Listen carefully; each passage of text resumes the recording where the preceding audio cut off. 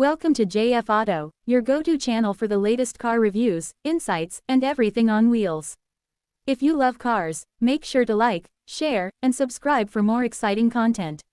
Today, we are diving into one of the most talked about vehicles of the decade, the Tesla Cybertruck. This futuristic electric pickup has been making headlines since its reveal, and now it is finally hitting the roads.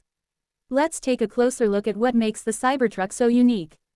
Starting with the design, the Cybertruck is unlike anything else on the market. Its sharp, angular shape and stainless steel exoskeleton give it a bold, futuristic appearance. The ultra-hard, dent-resistant body is designed for maximum durability, while the armored glass windows add an extra layer of protection. The LED light bar running across the front gives it a high-tech look, making it instantly recognizable. Inside, the Cybertruck is minimalistic yet packed with technology. The large 18.5-inch touchscreen controls almost every function of the vehicle, while the yoke-style steering wheel adds a modern touch. The spacious cabin offers seating for up to 6 people, and the foldable rear seats provide extra cargo space. With Tesla's latest Autopilot and full self-driving capabilities, it is one of the most advanced trucks on the market.